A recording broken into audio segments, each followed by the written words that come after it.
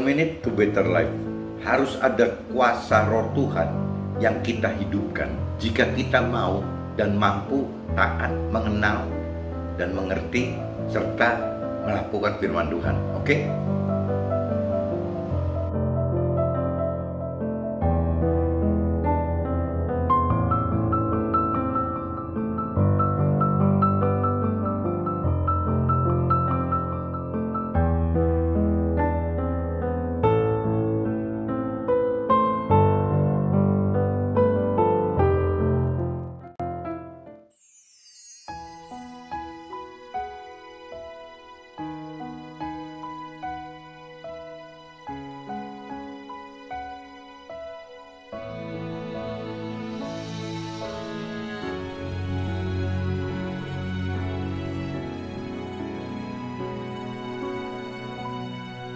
Betapa ku mencintai segala yang telah terjadi. Tak pernah sendiri jalani hidup ini, selalu menyertai. Betapa ku menyadari di dalam hidupku ini Kau selalu memberi rancangan terbaik oleh karena kasih.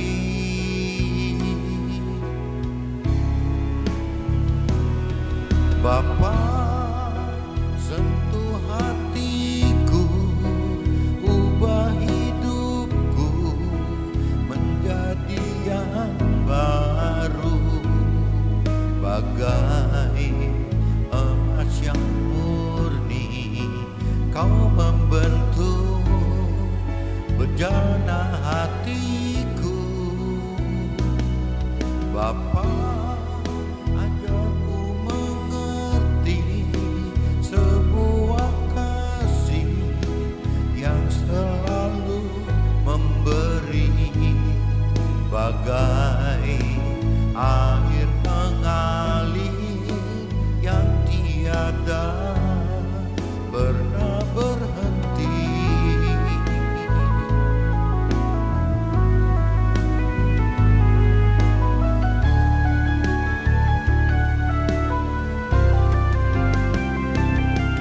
Bapa, sentuh hatiku, ubah hidupku menjadi yang baru, bagai emas yang murni. Kau membentuk bejana hatiku.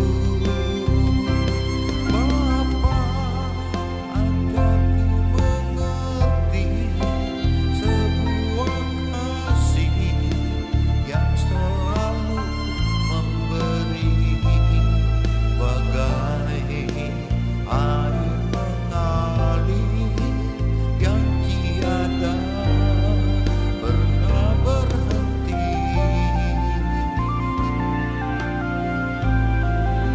Kasih-Mu ya Tuhan tak pernah berhenti.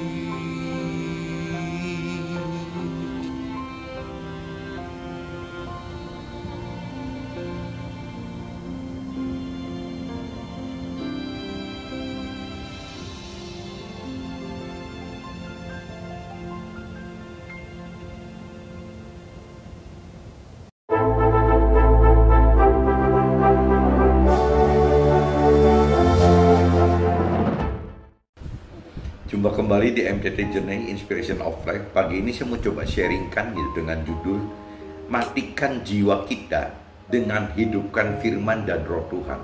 Matikan jiwa kita dengan hidupkan firman dan roh Tuhan apabila kita ingin lebih dalam mengenal, lebih dalam mampu mengerti, lebih berani mampu melakukan firman Tuhan. Itu kalau tanpa hidupkan firman dan roh Tuhan itu mustahil itu. Nah ini saya coba dapat impresi pada tahun 2011 teman-teman. Jadi hampir pada tanggal 3 bulan November 2011, berarti hampir 9 tahun ya teman-teman, 9 tahunan yang lalu gitu. Nah saya dapat impresi dari kitab Matius teman-teman. Kitab Matius pasal 4, kitab Matius pasal 4, coba teman-teman buka ayatnya, kita baca 1-11 teman-teman. Meskipun kuncinya benarnya bukan di total ini karena ini satu perikop, jadi saya bacain semua aja. Nah ini coba kita mulai dari ayat 1-nya teman-teman. Judulnya teman-teman, pencobaan di padang gurun, judulnya gitu. Maka Yesus dibawa oleh roh ke padang gurun untuk dicobai iblis. Dan setelah berpuasa 40 hari dan 40 malam, akhirnya laparlah Yesus karena baru puasa ya 40 hari 40 malam gitu. Lalu datanglah si pencoba itu dan berkata kepadanya, datang si iblis gitu, jika engkau anak Allah, perintahkanlah supaya batu-batu ini menjadi roti. Iblis katakan seperti itu. Tetapi Yesus menjawab gitu, ada tertulis, manusia hidup bukan dari roti saja, tetapi dari setiap firman yang keluar dari mulut Allah. Yesus katakan seperti itu gitu. Kemudian iblis membawanya ke kota suci dan menempatkan dia di bubungan bait Allah gitu. Jadi Yesus ditaruh di bubungan bait Allah, lalu berkata kepadanya gitu. Langsung iblis berkata kepada Yesus, jika engkau anak Allah, jatuhkanlah dirimu ke bawah, sebab ada tertulis mengenai engkau, ia akan memerintahkan malaikat-malaikatnya dan mereka akan menatang engkau di atas tangannya supaya kakimu jangan terangkut pada batu. Jadi si iblis nantang Yesus, coba lu lompat saja gitu dari buhungan ya, dari buhungan rumah itu gitu. Nanti juga malaikat yang menjagai, menerima sehingga tidak terangkut batu gitu. Tapi Yesus berkata kepadanya, ada pula tertulis, janganlah engkau mencobai Tuhan, janganlah engkau mencobai Tuhan Allahmu gitu. Nah, dan iblis membawanya pada ke atas gunung yang sangat tinggi dan memperlihatkan kepadanya semua kerajaan dunia dengan kemegahannya gitu. Dan berkata kepadanya, semua itu akan kuberikan kepadamu jika engkau sujud menyembah aku. Gitu, iblis katakan seperti itu gitu. Karena sebenarnya kan kalau cerita semua harta benda yang ada di duniawi ini, memang kan Tuhan sudah serahkan kepada iblis kok. Jadi yang memiliki dunia ya iblis gitu, bukan Tuhan gitu. Karena memang Tuhan berikan kepada iblis itu. Jadi kalau bicara cuma harta dunia, bisa-bisa saja teman-teman, iblis yang mencukupi kita, mengadakan harta itu untuk kita gitu, sangat mungkin gitu. Tapi Yesus jawab gitu kepada si iblis, encahlah iblis, sebab ada tertulis, engkau harus menyembah Tuhan Allahmu dan hanya kepada dia sajalah engkau berbakti. Lalu iblis meninggalkan dia dan lihatlah malaikat-malaikat datang melayani Yesus gitu. Nah ini saya coba baca secara universal seperti itu. Tapi kalau saya perdalam satu persatu teman, ada beberapa ayat yang memang jadi cerminan untuk kita renungi gitu. Jadi contoh teman-teman, waktu 3 macam pencobaan yang iblis utarakan ke Yesus ini kan ada 3 macam nih di dalam cerita ini gitu. Yang pertama di ayat 6 teman-teman. Lalu berkata kepadanya, si iblis berkata kepada Yesus, jika engkau anak Allah, jatuhkanlah dirimu ke bawah, sebab ada tertulis mengenai engkau, ia akan memerintahkan malaikat-malaikatnya dan mereka akan menatang engkau di atas tangannya supaya kaki Yesus jangan terangkut batu. Nah, ini kalau kita konversikan ke kehidupan kita, apabila kita belum mengenal, belum mengerti akan firman Tuhan, biasanya teman-teman, kalau kita udah tahu bahwa kita punya kemampuan yang memang tidak problem gitu dengan jatuh gitu, menjatuhkan diri dari buhungan ya di bawah. Mengenai engkau, ia akan memerintah, jika engkau anak Allah, jatuhkanlah dirimu ke bawah, sebab nah ini kan karena dari buhungan ini coba bisa nggak kita jatuh gitu. Nah kalau sebenarnya Yesus kan tahu teman-teman bahwa tidak mungkin gitu dia jatuh itu ada apa-apa, terangkut batu atau sampai luka gitu. Yesus tahu itu teman-teman, bukannya tidak tahu gitu. Yesus tahu akan itu gitu. Tapi waktu Yesus tahu bahwa ini adalah pencobaan dari iblis, Yesus nggak ngerespon tuh, nggak langsung ya oke, saya demonstrasikan begini. Jadi Yesus itu sangat taat kepada Tuhan gitu, kepada Tuhan Allah gitu. Jadi dia berbalik bicara ke iblis, bukannya cuma dia mendemonstrasikan kemampuan dia, kelebihan dia dengan melompat dari wuwungan rumah gitu, dari wuwungan bait Allah gitu, dia lompat. Tapi Yesus katakan bukan melompat, malah katakan sebaliknya. Ada pula tertulis, janganlah engkau mencobai Tuhan Allahmu gitu. Malah katakan seperti itu gitu. Jadi itu di ayat 6 kan ceritanya percobaan lompat dari buungan. Nah, kalau kita mundur lagi ke ayat yang ketiga, teman-teman. Ayat yang ketiga. Lalu datanglah si pencoba itu dan berkata kepadanya, jika engkau anak Allah, perintahkanlah supaya batu-batu ini menjadi roti. Tetapi Yesus menjawab, ada tertulis, manusia hidup bukan dari roti saja, tetapi dari setiap firman yang keluar dari mulut Allah. Nah ini iblis kan, apakah iblis tidak tahu bahwa Yesus mampu merubah batu menjadi roti? Ya tahu banget. Apakah Yesus tidak tahu bahwa dia bisa merubah batu jadi roti? Ya tahu banget gitu. Tapi kembali lagi, ya Yesus tidak mau terjebak oleh pencobaan iblis dengan yang mendemonstrasikan itu gitu loh, kemampuan dia nggak mau. Dia malah katakan kepada iblis, bukan mendemonstrasikan kelebihan atau keajaibannya gitu. Dia malah tahu gitu, dia akan ngomong ke iblis, malah ada tertulis manusia hidup bukan dari roti saja, tetapi dari setiap firman yang keluar dari mulut Allah gitu. Nah iblisnya jadi kecewa lagi, mau mencoba itu nggak bisa gitu. Nyobain yang di ayat 6 tidak bisa, nyobain di ayat 3 juga tidak bisa gitu. Nah terus terakhir nyobain lagi yang ketiganya. Kalau yang ke-6 kan dijawab sama Yesus kan, ada pula tertulis, janganlah engkau mencobai Tuhan Allahmu gitu. Di firman Tuhan itu dikatakan seperti itu Yesus kepada iblis gitu. Tapi waktu di ayat 3 gitu, pencobaan di ayat 3, Yesus katakan ada tertulis manusia hidup bukan dari roti saja, tetapi dari setiap firman yang keluar dari mulut Allah gitu. Jadi semua dasarnya adalah firman Allah, teman-teman, firman Tuhan gitu. Apa yang Yesus lakukan, semua dasarnya bukan karena jiwanya Yesus, bukan karena pikiran perasaan kehendak Yesus, tapi Yesus larikan ke jiwanya Tuhan gitu. Jiwa Tuhan berarti pikiran, perasaan, dan kehendak Tuhan di dalam firman-Nya. Pasti gitu. Nah itu Yesus katakan seperti itu. Nah kita mesti belajar teman-teman seperti Yesus gitu. Nah untuk cobaan yang ketiga, yang macam ketiga itu, iblis membawanya pula ke atas gunung yang sangat tinggi dan memperlihatkan kepadanya semua kerajaan dunia dengan kemegahannya gitu. Jadi dunia ini kan milik iblis teman-teman. Jadi iblis tawarin ke Yesus, mau nggak gitu ya memiliki ini gitu. Dan berkata kepadanya, semua itu akan kuberikan kepada Yesus jika Yesus sujud menyembah iblis gitu. Jadi iblis katakan seperti itu gitu. Dan berkatalah Yesus kepada iblis gitu, nyahlah iblis, sebab ada tertulis, engkau harus menyembah Tuhan Allahmu dan hanya kepada Dia sajalah engkau berbakti. Lalu iblis meninggalkan dia dan lihatlah malaikat datang melayani Yesus gitu. Nah ini yang percobaan yang ketiga itu kan berarti soal menyembah gitu. Ya di sini kan jelas Yesus katakan bahwa ya engkau harus menyembah Tuhan Allahmu dan hanya kepada Dia sajalah engkau berbakti gitu. Nah ini yang ketiga ini di ayat 10 ini, ayat 9 dan 10 ini teman-teman mesti benar-benar camkan gitu. Dan berkata kepadanya, semua itu akan kuberikan kepadamu jika engkau sujud menyembah aku.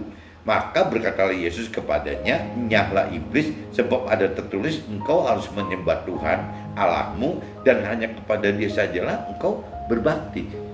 Nah ini kalau kita koreksi diri teman-teman, apakah memang kita bisa seperti Yesus gitu? Bukannya kalau kita mengalami pencobaan-pencobaan seperti itu, malah kita jumawa untuk menunjukkan kehebatan kitanya gitu. Nah ini semua teman-teman, semua. Jadi seolah-olah pencobaan ini kan bentuknya bukan hanya 3 macam seperti ini teman-teman, tapi pencobaan hidup yang dari iblis, dari setan kepada kita, kepada masing-masing kita kan beda-beda teman-teman. Ya intinya kan pencobaan. Nah biasanya waktu kita mengalami pencobaan itu, ya kita bisa nggak tetap taat, kita tetap ada di dalam apa yang firman Tuhan, perintah dan peraturkan gitu. Nah kadang-kadang kita nggak tahan teman-teman. Kita kalau kita nggak kuat rohnya gitu, ya jiwa kita yang berontak, jiwa kita pasti akan menunjukkan kekuatan kitanya gitu. Nah sedangkan kalau cerita dari Yesus yang mengalami 3 pencobaan ini, sama sekali Yesus nggak ladeni kok. Ya tidak tantang bagaimana balas si iblis gimana, enggak gitu. Dia diamkan saja. Nah Tuhan pengen kita ini seperti itu teman-teman. Jadi waktu kita mengalami pencobaan, lepas kalau kita mampu biasanya kita jumawa. Kalau kita nggak mampu lah baru kita cari Tuhan itu. Tapi dalam hal ini Yesus mampu pun Yesus tetap kembali ke firman kok. Jadi maksudnya firman tiga contoh pencobaan ini adalah pencobaan yang mungkin kita juga alami di setiap hidup kita ini yang berbeda-beda itu. Ya kuncinya cuma satu, bukan ukurannya kalau seandainya tidak mampu baru mengandalkan Tuhan, kalau mampu kita mengandalkan diri sendiri atau manusia lain gitu. Nah ini kan yang agak beda gitu. Jadi Tuhan tidak mau seperti itu, pengen kita mampu atau tidak mampu, ya Tuhan pengen kita menyelesaikan permasalahan itu ya kembali ke apa sih yang firman Tuhan perintah peraturkan gitu. Nah Tuhan ingin seperti itu agar kita benar-benar bisa taat kepada Tuhan, takut kepada Tuhan, jadi rendah hati yang berujung kita mendapatkan kasih karunia Tuhan gitu. Jadi kita hidup bukan dengan mengandalkan diri kita sendiri atau mengandalkan orang lain, tapi kita hidup karena memang ya kita mengandalkan kasih karunia dari Tuhan gitu. Nah kalau kita tidak diproses dulu oleh Tuhan gitu, karakter kita, pola pikir kita, pola hidup kita, rasanya sulit teman-teman. Bagaimana hidup dengan benar-benar mengandalkan Tuhan gitu, itu susah sekali teman-teman. Manusia itu pada dasarnya pengennya kan karena ada daging gitu ya, manusia tidak mengandalkan orang lain, ya manusia pengen mengandalkan diri sendiri atau orang lain gitu yang diandalkan. Nah ini cerita di di firmannya seperti itu. Nah ini saya coba konversikan yang terkait dengan hidup saya waktu tahun 2011 itu teman-teman. Saat belum mengenal dan mengerti lebih dalam akan firman Tuhan, kita akan terdorong gitu ya untuk membalas segala hal yang kurang suka di pikiran dan perasaan atau jiwa kita dengan seluruh akal dan kekuatan serta referensi saudara atau teman atau kerabat, bahkan mungkin aparat atau pejabat yang berwenang saat itu gitu. Jadi itu prinsip dasar manusia seperti itu gitu. Jadi sebelum kita mengenal akan kedalaman sebelum kita mengenal dengan dalam ya, sebelum kita mengerti dengan dalam akan firman Tuhan, biasanya seperti itu teman-teman. Ya kita akan merespon yang tadi, seperti yang tadi diceritakan Yesus mengalami 3 pencobaan tadi kan. Kalau Yesus kan meskipun dia mampu mengatasi itu semua, Yesus kan berbalik kepada firman Tuhan. Nah manusia juga sama teman-teman. Jadi sebelum kita mengenal Tuhan, mengenal firman Tuhan, biasanya kita akan menghadapi masalah-masalah itu dengan kekuatan kita sendiri gitu. Tidak melihat dari sisi firman katakan apa. Nah lain cerita kalau kita tidak mampu. Kalau kita tidak mampu menghadapi masalah-masalah kita, biasanya baru nyari Tuhan gitu. Ya bagaimana cara Tuhan untuk ngatasin ini? Itu pun kalau kita percaya, kadang-kadang kita nggak percaya kok. Karena cara Tuhan irasional, ya sangat dianggap bisa terlalu lama, terlalu resiko, terlalu bodoh gitu. Banyak sekali firman Tuhan yang oleh kita dianggap tidak tune up gitu, tidak tepat gitu untuk kita gitu. Nah ini yang memang kita mesti kembali lagi, mesti ngalamin banyak pengalaman gitu ya, pengalaman rohani sehingga kita mengerti bahwa ya firman Tuhan itu ya ajaib gitu, jalannya ajaib. Firman Tuhan itu ya supranatural, bukan jalan dengan cara natural gitu. Ya firman Tuhan itu irasional bagi kita, bagi manusia, tapi itu tidak irasional bagi Tuhan gitu. Bagi Tuhan ya sangat rasional firman Tuhan gitu. Nah ini kembali lagi saya ingatkan saat belum mengenal biasanya seperti itu. Nah ada periode, ada masa-masa setelah lebih dalam mengenal dan juga mengerti akan firman Tuhan. Ternyata apa yang diajarkan dan diperintahkan serta diperaturkan Tuhan dalam melakukan hidup, banyak hal yang berbeda dengan apa yang kita pikir dan rasakan. Bahkan banyak hal yang bertolak belakang dan irasional.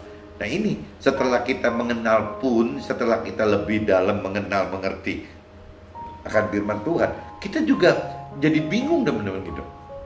Kita akan tahu bahwa apa yang diperintah peraturan firman itu sangat berbeda teman-teman dengan apa yang memang biasa lazim dilakukan oleh kehidupan duniawi pada umumnya gitu. Nah, timbul kesaksian teman-teman, apa benar gitu kita berani melakukan firman Tuhan yang isinya seperti itu gitu.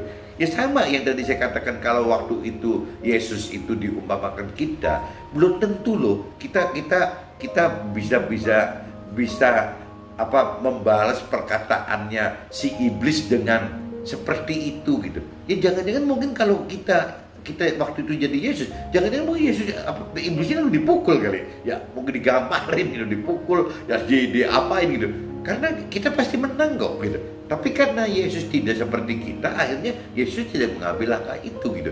Kenapa Yesus tidak mengambil langkah itu? Ya supaya apa yang terjadi di dalam Yesus, pencobaan iblis yang Yesus hadapi itu, ya sampai hari ini kan menjadi satu kesaksian buat kita kan, bahwa Yesus waktu itu melakukan 3 hal seperti itu. Padahal kalau waktu itu bukan Yesus, waktu itu kita, mungkin nasibnya iblis udah beda tuh, ya udah babak belur sama kita gitu.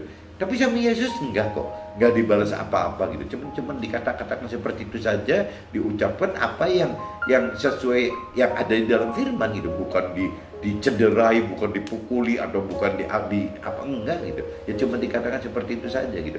Nah ini kalau Yesus waktu itu tidak melakukan itu, ya berarti sampai hari ini kita tidak bisa menyaksikan apa yang Yesus perbuat waktu cerita di situnya gitu. Ini makanya kita jangan terlalu banyak mikir bahwa kenapa enggak begini, kenapa enggak begitu, karena ya Tuhan kita kan sempurna teman-teman, sempurna sekali gitu. Kita ini kan benar-benar nggak mungkin bisa sempurna ya.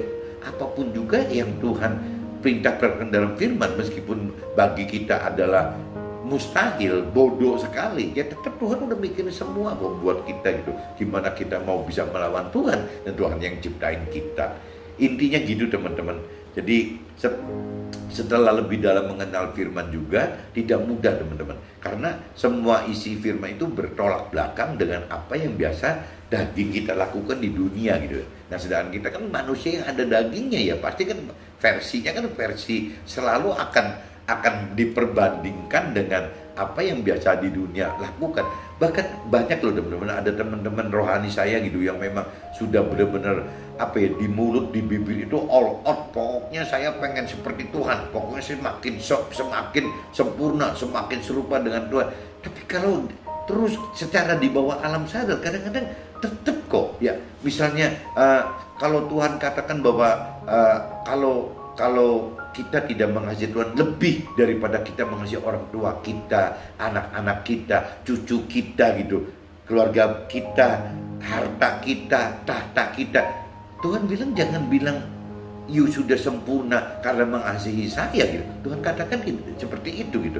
Nah tapi dalam realitanya banyak teman-teman rohani saya gitu, termasuk saya gitu, ya tetap nomor satukannya bukan Tuhan kok. Ya tetap aja gitu. Kalau misalnya kita bicara ada momen-momen tertentu, kalau kita misalnya saat teduh gitu, waktu saat teduh di rumah, ya kita nggak ada masalah gitu, karena memang tidak ada banyak hal-hal yang menarik di luar saat teduh gitu. Tapi waktu saat teduh itu kita sedang bertamasya dengan keluarga, apalagi yang sudah punya anak, udah punya cucu, kadang-kadang udah lupa loh ya, yang namanya kakek nenek itu kalau sudah sama cucu itu sudah, Tuhan itu sudah bisa terabaikan loh. Nah ini satu contoh gitu. Kedua misalnya di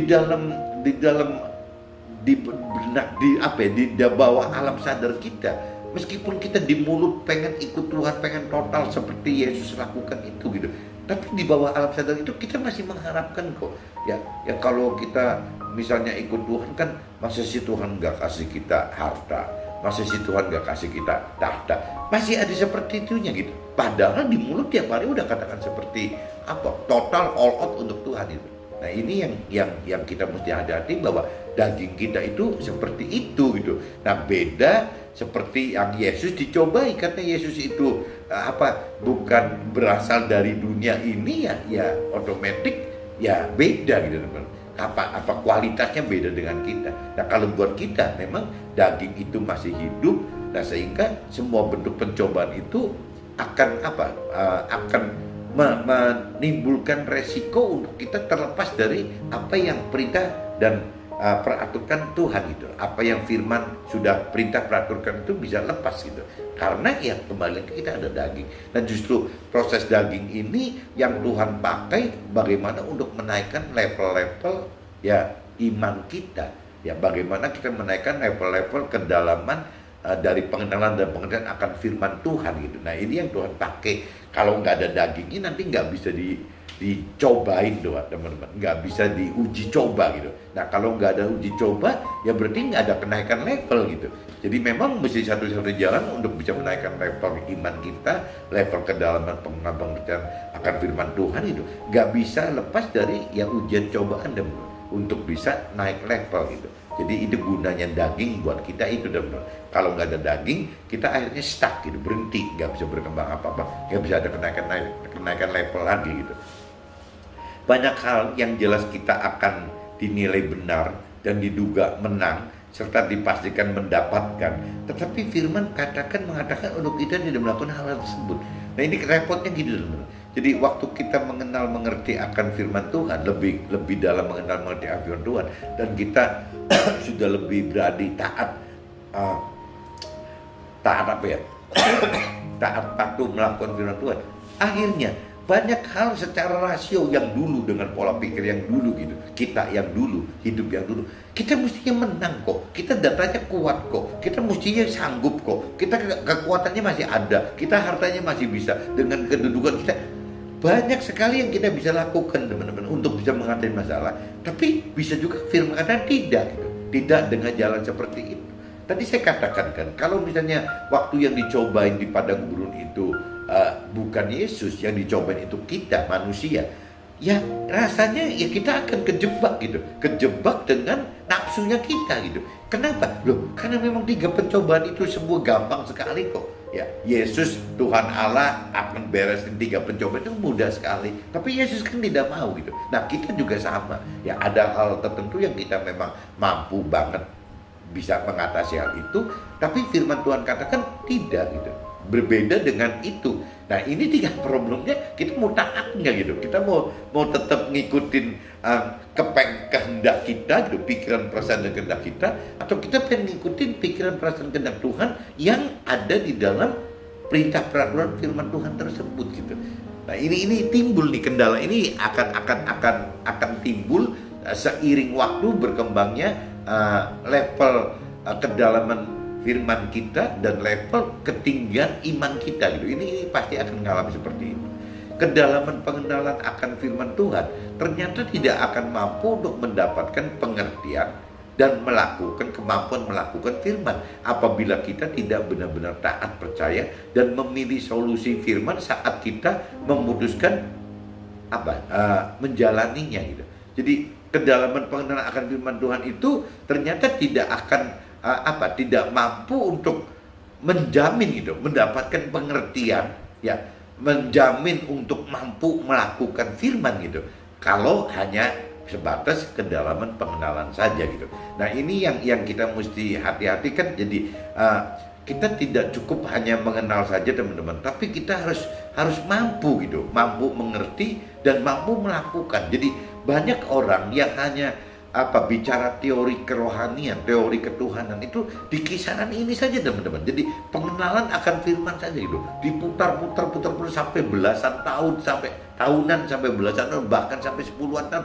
Itu hanya berputar-putar bagaimana caranya mencari kedalaman akan firman Tuhan gitu, pengenalan akan firman Tuhan itu, tanpa berjuang untuk mengerti apa sih dari sisi yang Tuhan inginkan gitu, pengertian dari sisi Tuhan, dan mampu melakukan dari sisi yang Tuhan inginkan itu.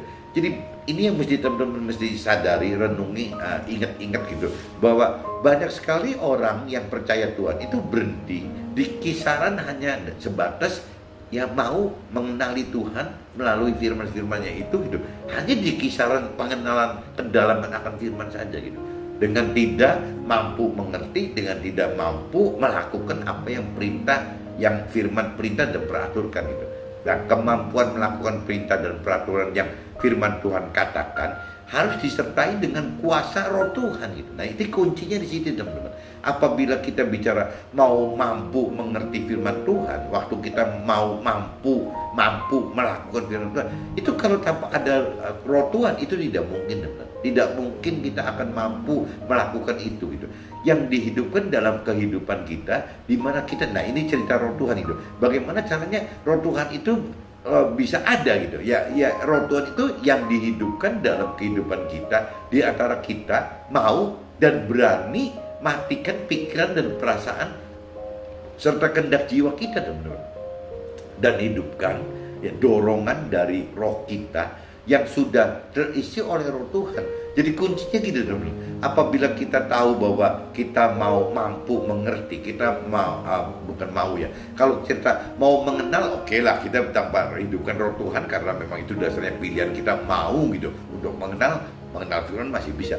Tapi kalau udah bicara mampu mengerti firman Tuhan, mampu berani melakukan firman Tuhan tanpa ada roh Tuhan, itu nonsense gitu. Nah, sekarang bagaimana cara menghidupkan roh Tuhannya gitu? Roh Tuhan kan sudah Tuhan beri kepada setiap manusia, itu sudah ada roh Tuhannya gitu. Nah, ini yang kadang-kadang dunia itu tidak mengenal, teman-teman. Ya, dunia hanya mengenal lahir batin. Ya, lahir berarti tubuh, yang namanya batin berarti jiwa gitu. Nah, di dalam batin itu sebenarnya kan ada jiwa dan roh gitu. Nah, teman-teman ini harus tahu bahwa di dalam manusia itu ada unsur roh gitu. Di dalam itu ada dimensi roh, di dalam setiap manusia itu ada. Kalau di binatang atau makhluk lain nggak ada, teman-teman. Di manusia itu Tuhan kasih gitu, ada dimensi roh di dalam tubuh dan jiwa kita, di dalam batin kita itu ada roh. Nah, di mana roh ini adalah tempat roh Tuhan menempatkan roh Tuhan di dalam situ. Roh kita adalah tempat di mana Tuhan menempatkan roh Tuhan di dalam kita gitu. Ya, ada di roh kita ini gitu. Ya, roh Tuhan itu ada di dalam roh kita ini. Nah, kalau kita coba menghidupkan ini, pikiran, perasaan dan kehendak kita itu jadi dominan, teman-teman. Nggak bisa kalah gitu. Nah, tapi kalau roh Tuhan sudah ada dalam roh kita, berarti kan ada jiwa Tuhan di dalam roh kita gitu. Ada pikiran, perasaan, kehendak Tuhan di dalam roh kita. Nah, roh ini yang akan memenangkan jiwa kita, bahkan tubuh kita gitu. Nah, ini kalau kita tidak menghidupkan roh Tuhan di dalam kita, ini nggak kuat, teman-teman. Bagaimana caranya jiwa sama tubuh ikutin perintah peraturan firman Tuhan, itu kayaknya nonsense gitu. Nah, hanya dengan satu-satunya jalan bagaimana menghidupkan roh Tuhan yang ada di dalam roh kita, baru roh kita bisa mengatur jiwa dan tubuh kita. Si jiwa dan tubuh kita akhirnya bisa kalah gitu, mengikuti apa yang roh kita inginkan. Nah, sehingga waktu roh kita inginkan, ya pasti pikiran, perasaan dan kehendak itu timbulnya dari Tuhan. Kenapa? Ya karena pikiran dan perasaan Tuhan itu kan ada di firman, teman-teman. Jadi kalau memang kita sudah mempunyai roh Tuhan kita yang hidup di dalam roh kita, ya otomatis pikiran, perasaan dan kehendak itu timbul dengan versi Tuhan. Kenapa? Karena sesuai dengan apa yang firman Tuhan perintah dan teraturkan. Seperti itu, teman, kaitannya seperti itu gitu. Jadi ingetin lagi, jangan sampai kita berkutak-kutik di seputaran pengenalan akan firman Tuhan aja gitu. Ya nanti cuma yang didapatkan cuma kedalaman pengenalan firman Tuhan, kata orang loh, bukan kata kita. Ya kata tokoh-tokoh di kitab suci, bukan kata kita. Dan Tuhan pengennya kan kata kita mengalami gitu. Nah, untuk kita mengalami, ya kita harus mempunyai kemampuan untuk mengerti dan mampu melakukan firman Tuhan. Nah, ini satu-satunya cuma ada roh Tuhan yang dihidupkan di dalam kita gitu. Kedewasaan rohani kita yang akan dapat melakukan firman Tuhan oleh karena ada kuasa roh Tuhan itu. Ini nih teman-teman notes nih ya.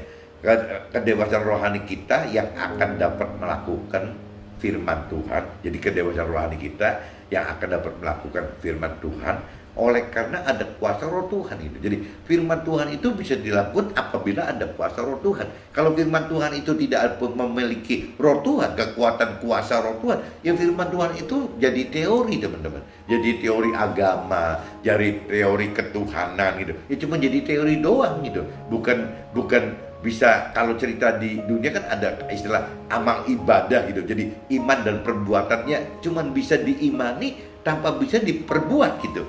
Kalau kita hanya bicara firman Tuhan tanpa roh Tuhan gitu. Nah, paket lengkapnya itu sehingga kita akan hidup bukan karena jiwa kita tapi karena firman dan roh Tuhan. Nah ini kalau kita sudah bisa hidup dapat melakukan firman Tuhan oleh karena ada kuasa dari roh Tuhan, sehingga kita akan hidup bukan karena jiwa kita lagi teman-teman, tapi karena firman dan roh Tuhan. Ya karena jiwa Tuhan gitu. Ya, jiwa Tuhan itu adalah pikiran, perasaan, kehendak Tuhan yang ada di dalam firman. Ya, firman itu adalah perintah Tuhan yang memang Tuhan sudah buat untuk kita gitu. Dan akan kita mampu mengerti dan mampu lakukan apabila kita menghidupkan roh Tuhan yang ada di dalam kita. Jadi kaitannya seperti itu teman-teman. Makanya saya bikin judul matikan jiwa kita, maksudnya pikiran, perasaan, kehendak kita dengan menghidupkan pikiran, perasaan, dan kehendak Tuhan melalui firman, melalui perintah peraturan yang ada di firman, dan juga mampu mengaktifkan, menghidupkan roh Tuhan di dalam kita. Jadi kaitannya gitu teman-teman. Bagaimana kalau manusia duniawi kan umumnya cuman bagaimana manusia itu berpikir dengan berperasaan dan dengan kehendak manusia itu sendiri gitu. Nah, tapi kalau kita pengen dengan Tuhan, dengan jiwa Tuhan ya, kita harus dengan firman dan roh Tuhan yang harus kita hidupkan gitu. Sehingga firman Tuhan, pengertian akan firman Tuhan dihidupkan ya. Adapun kemampuan untuk melakukan firman Tuhan karena ada roh Tuhan yang kita hidupkan. Nah, dari paket ini, dari paket firman dan roh Tuhan ini ya, kita akan lebih memungkinkan untuk bisa ya segala-galanya mengandalkan Tuhan gitu. Sampai hasil apa yang kita peroleh pun bukan karena kita ingin mengandalkan diri sendiri atau mengandalkan manusia, tapi memang kita ingin mendapatkan segala hal itu ya oleh cuman karena kasih karunia Tuhan itu. Karena kasih karunia Tuhan berulang kali saya sampaikan itu beda teman-teman. Kasih karunia Tuhan itu akan melingkupi kesuksesan hidup, tapi dengan plus poin-poin plus gitu. Kalau kesuksesan dunia yang dinikmati oleh manusia dunia pada umumnya kan tidak ada plus-plusnya. Kesuksesan duniawi yang sifatnya akan fana gitu dan tidak berguna maksimal untuk sesama kita gitu. Tapi kalau bicara kesuksesan duniawi yang versi dari kasih karunia Tuhan, ini yang akan disertai dengan kehormatan, dengan kesehatan, dengan sukacita, dengan damai sejahtera, dengan umur panjang gitu. Dan pasti berguna jadi untuk sesama kita teman-teman. Bagaimana caranya berguna untuk sesama kita sehingga Tuhan dibanggakan, disenangkan oleh perbuatan kita gitu. Ya kita diagungkan Tuhan, bukan kita diagungkan manusia, tapi kita diagungkan Tuhan karena perbuatan kita terhadap sesama kita mengajak kepada keselamatan yang Tuhan inginkan. Intinya gitu teman-teman. Pagi ini saya coba sharingkan ini, mudah-mudahan teman bisa tangkap, mematikan jiwa kita dengan hidupkan firman dan roh Tuhan. Jadi kuncinya untuk menjadi manusia yang baru seperti yang Tuhan inginkan itu tidak jauh-jauh teman-teman. Harus bisa mau dan mampu mengenal, mengerti dan melakukan firman Tuhan yang otomatis pasti terkait dengan paket ada roh Tuhan, hidupkan roh Tuhan itu. Jadi hidupkan firman Tuhan dan hidupkan roh Tuhan, baru kita bisa menjadi alat Tuhan yang maksimal gitu. Oke? See you, bye bye.